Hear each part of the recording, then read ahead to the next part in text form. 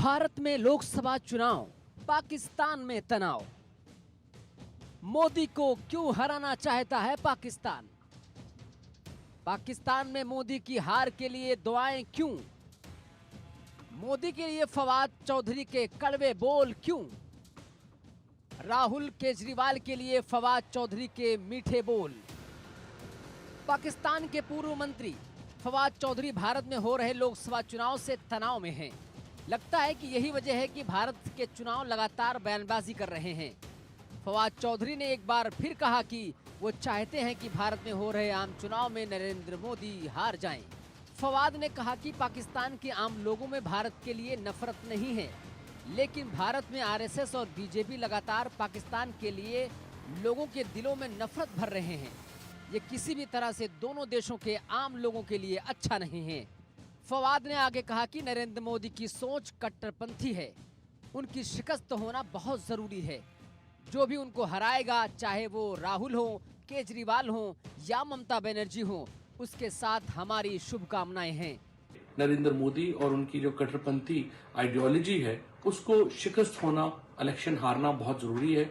और जो भी उनको हराए, चाहे वो राहुल जी हो, चाहे वो केजरीवाल हो, चाहे ममता बनर्जी हो, चाहे जो भी हो, इन तमाम लोगों के साथ नेक और शुभकामनाएं जो है वो इन लोगों के साथ होनी चाहिए जो कि कट्टरपंथियों को हरा सके। इससे पहले केजरीवाल की तस्वीर पोस्ट करते हुए पाकिस्तान के पूर्व मंत्री फवाद चौधरी ने लिखा था, मैं कामना करता हूं कि शांति और सद्भाव से नफरत और उग्रवाद की ताकतों की हार होगी।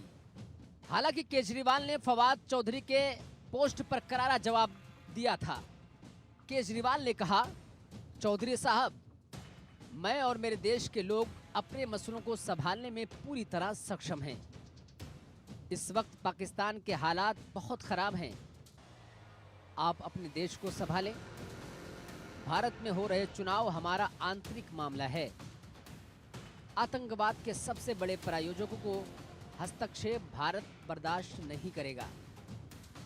आपको बता दें, इससे पहले पीएम मोदी ने भी एक इंटरव्यू में इस बात का जिक्र किया था कि उनके सियासी विरोधियों को किस तरह से पाकिस्तान से सपोर्ट मिल रहा है। उन्होंने इस बात पर चिंता जाहिर की थी और जांच करने की बात भी कही थी। अब उसी बयान को लेकर फिर इंडिया गठबंधन के समर्थन में पाकिस्तान ने बयानबाजी कर दी है। वहां की जो बाकी मिनॉरिटीज जिस किस्म की इस वक्त हालात का सामना कर रही हैं, ये बहुत जरूरी है कि नरेंद्र मोदी इलेक्शन में शिकस्त खाएं। और पाकिस्तान में हर शख्स ये चाहता है कि नरेंद्र मोदी ये शिकस्त खाएं। नरेंद्र मोदी और उनकी जो कट्टरपंथी आइडियोलॉजी है उसको शिकस्त होना, इलेक्शन हारना बहुत जरूरी है। और जो भी उनको हराए, चाहे वो राहुल जी हो, चाहे वो केजरीवाल हो, चाहे ममता बनर्जी हो, चाहे जो भी हो, इन तमाम लोगों के साथ नेक और शुभकामनाएं जो है वो इन लोगों के साथ होनी चाहिए जो कि कट्टरपंथियों को हरा सके। भारत में हो रहे लोकसभा चुनाव में पाकिस्तान भी काफी दिलचस्पी लेता दिख रहा है। वो सिर्फ दिलचस्पी नहीं बल्कि इस समय हस्तक्षेप भी करता दिखाई दे रहा है। बड़ी बात यह है कि बीजेपी चुनावी मौसम में इस बात को बड़ा मुद्दा बना रही है। वो अपने विरोधियों को पाकिस्तान का दोस्त बताकर वोट हासिल करने की कोशिश भी कर रही है। बीजेपी के कई नेता तो बयान दे चुके हैं कि अगर इंडिया गठबंधन जीतता है तो उस स्थिति में पाकिस्तान में पटाखे दागे जाएंगे। ऐसे में अंतिम चरण के मतदान से पहले फवाद के नए बयान का किसे फायदा मिलता है और किसे नुकसान होता है, ये देखने वाली बात होगी। Bureau report, India news. वहीं बांग्लादेश की पीएम शेख हसीना ने दावा किया है कि बांग्लादेश और म्यांमार के कुछ इलाकों को तोड़कर ईस्ट तिमोर जैसा एक देश बनाने की साजिश की जा रही है और एक ईसाई मुल्क बनाने का प्लान तैयार है। रिपोर्ट आप देखिए। शेख हसीना का बयान, अमेरिका चीन क्यों परेशान? शेख हसीना का दावा, बांग्लादेश का होगा बंटवारा। बांग्लादेश और म्यांमार तोड़कर बनेगा ईस्ट तिमोर। किसने रची बांग्लादेश और म्यांमार को तोड़ने की साजिश? बांग्लादेश को काटकर ईसाई देश बनाने का क्या है प्लान? एक तरफ एशिया के कई मुल्कों में अशांति है, कोहराम है, वार है, पलटवार है, तो वहीं बांग्लादेश की पीएम शेख हसीना के व्हाइट मैन वाले खुलासे से सनसनी फैल गई है। बांग्लादेश की प्रधानमंत्री शेख हसीना के दावे ने एशिया की राजनीति में हलचल मचा दी है। हसीना ने दावा किया है कि उन्हें ऑफर दिया गया था कि अगर वो बांग्लादेश में एयरबेस बनाने की इजाजत देती हैं तो उन्हें बिना किसी परेशानी के चुनाव कराने दिया जाएगा। शेख हसीना यही नहीं रुकी, बल्कि उन्होंने कहा कि देश विदेशों में दोनों तरफ साजिश रची जा रही है। बांग्लादेश घरेलू और बाहरी दोनों ही मोर्चों पर कड़ी चुनौतियों का सामना कर रहा है। उनके खिलाफ साजिश रची जा रही है। शेख हसीना के बयान के बाद हड़कंप मचा हुआ है। शेख हसीना ने कहा कि वो ईस्ट तिमोर की तरह बांग्लादेश और म्यांमार के कुछ हिस्सों को लेकर ईसाई देश बनाने की फिराक में हैं, जिसका आधार बंगाल की खाड़ी में होगा। दरअसल सदियों से बंगाल की खाड़ी और हिंद महासागर के माध्यम से व्यापारिक गतिविधियां होती रहती हैं, लेकिन अब कईयों की नजर इस इलाके पर है।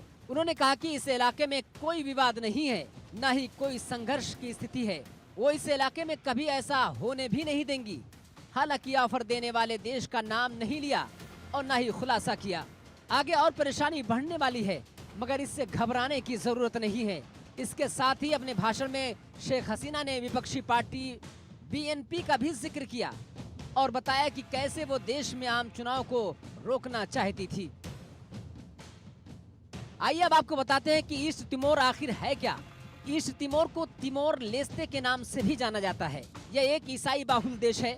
ईस्ट तिमोर 16वीं शताब्दी से पुर्तगाल का उपनिवेश था और कई शताब्दियों तक ये पुर्तगाली शासन के अधीन रहा। साल 1975 में पुर्तगाल ने ईस्ट तिमोर को आजाद कर दिया।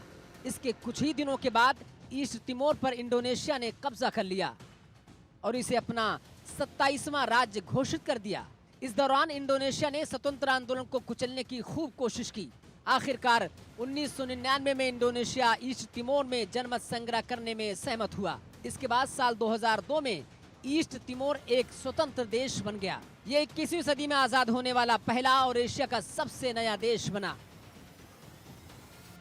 तो क्या शेख हसीना का इशारा अमेरिका की तरफ है? क्या शेख हसीना का निशाना चीन है? बांग्लादेश और म्यांमार को काटकर ईसाई देश बनाने का इरादा किसका है? अगर वाकई ईसाई देश बनाने का इरादा है तो शेख हसीना ने उस देश का खुलासा क्यों नहीं किया? Bureau report.